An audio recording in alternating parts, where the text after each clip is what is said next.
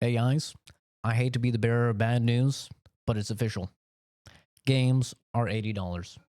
At least games from Nintendo and now also games from Xbox. But if you're honestly thinking that PlayStation is not going to follow suit and make their games $80 as well, you gotta hook me up with some of that copium, dude, because they are absolutely about to make their games 80. Also, we have official confirmation that Xbox is increasing the price of basically everything, and this includes their games up to $80 for the AAA releases.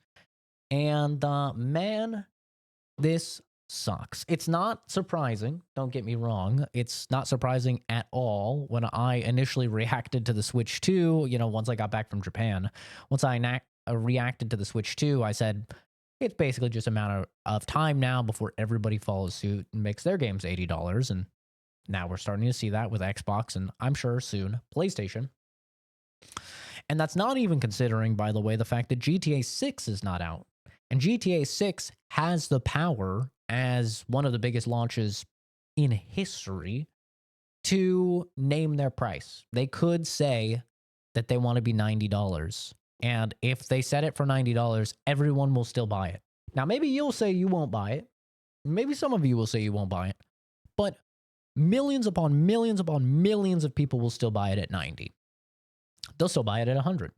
And as we've seen time and time again, once one studio decides to price it at a higher point, everyone will follow, even if their games are not to the same level.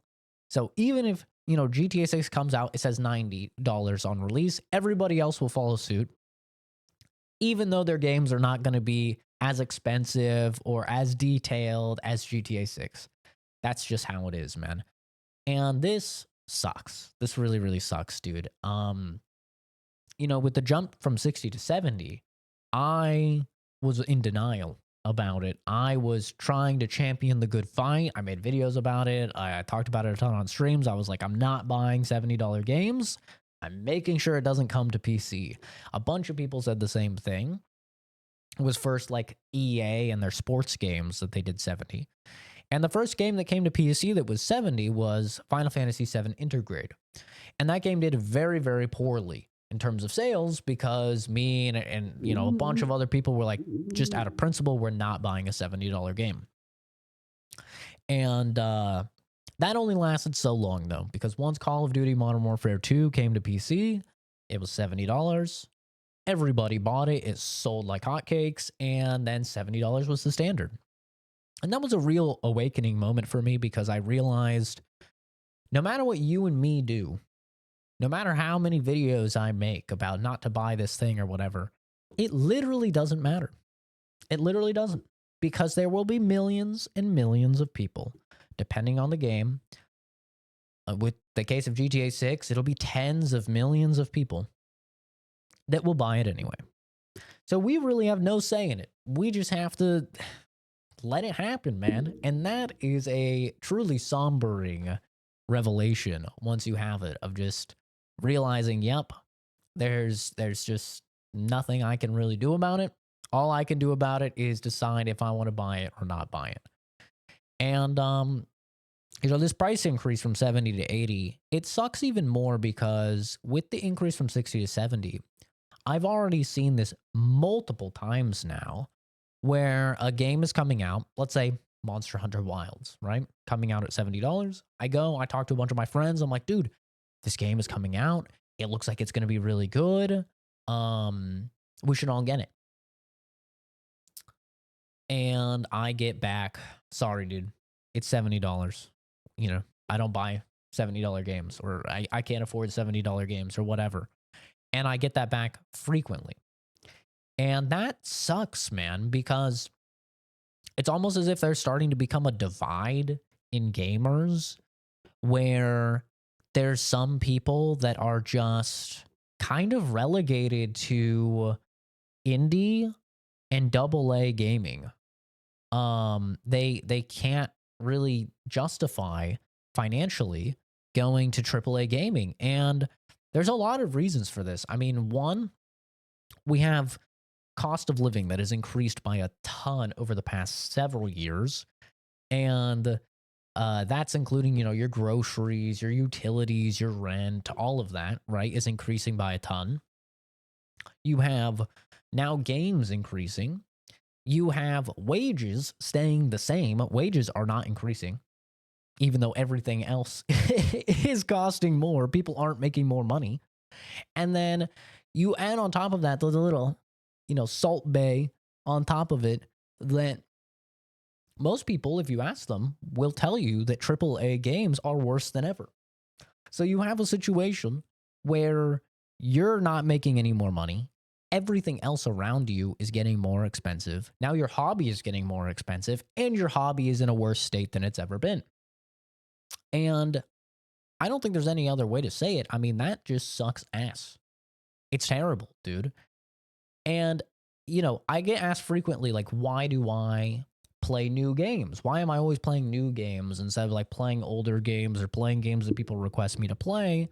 And it's because I love being in that community and that conversation and that space when a new game comes out. I love it, dude. I think it's fantastic that, like, Zelda Tears of the Kingdom comes out and me and a bunch of people are buying it. My friends are buying it, my family's buying it. We're going through shrines and stuff. And then every day we're like talking about it. And we're like, oh, yeah, I solved this shrine by making this. And oh, really? Well, I did this. What? I didn't even think you could do that, right? That is so fun for me. That is like peak gaming for me, is that when you have these like wonderful moments where you just get to, nobody knows anything.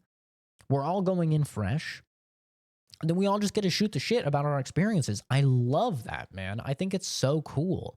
And we are getting to be into a space where I am getting less and less and less of that because people just can't buy the new games. And to address the elephant in the room, yes, this is not really affecting me. I'll be honest. It's not really affecting me. For several reasons. One, my monthly expenses are just very, very low compared to my income. And also because I stream most of the games and I make back basically all of the money I spend on any games just by streaming the games.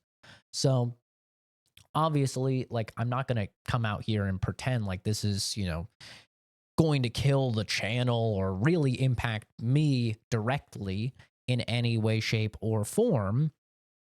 But I grew up, very, very poor on food stamps and income restricted housing. And, I was homeless for a little while. And so I understand how impactful this can be.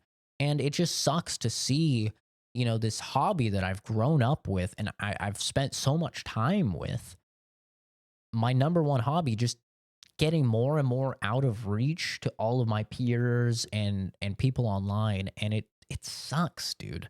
I just hate it. And now, yeah, you could say like, oh well, with Microsoft, you'll be able to still play the stuff day one Game Pass.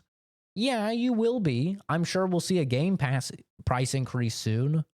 I have no doubt about that. Even though they just increased the price right before Call of Duty came out, I'm sure we'll see that happen again as a result of this game increase, but it sucks, man. I hate to see it. I do. I hate to just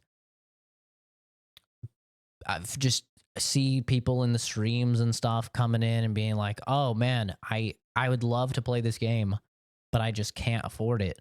So I have to, suffice with watching you play it." And it's like, I'm sure that person and me would rather they have the ability to play the game. So that way, they can come in, they can be like, oh, yeah, I just did this boss and it was sick. And, we can have that conversation. I'm just seeing less and less of those conversations happening because people are just not able to buy the games, man. So I just wanted to make a video ranting about it because it's a bummer, dude. It's a fucking bummer. I hate to see it. I hate to start to feel like we're having this divide in the gaming community where people are like glazing these studios like we saw with Nintendo. Like people were just glazing Nintendo even with the $80 titles, and now I'm already starting to see it with Xbox of like, oh well, it's totally fine that that Xbox is doing this because, you know, they just released Oblivion Remaster and Expedition and they're releasing Doom. And it's like, yeah, bro, we all understand.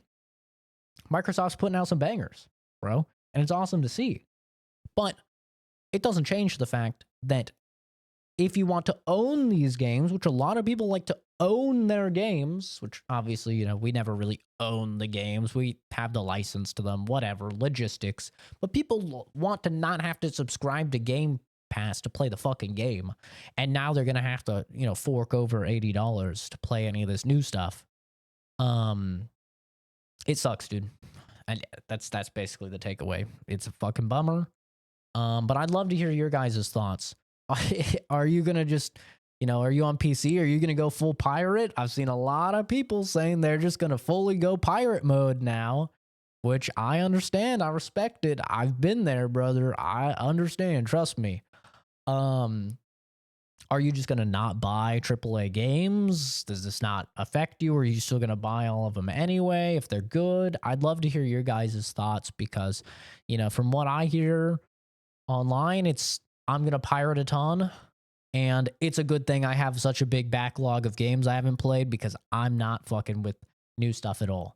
I haven't really seen many people be like, yeah, I'm still buying all the games, so I'd love to hear it. Let me know, guys. I appreciate you watching. I'm sorry if I was the bearer of bad news for this one. I'm going to get back to work, but have a good one. Take care, and I'll see all of you in the next video or Stream Rooney. Bye-bye.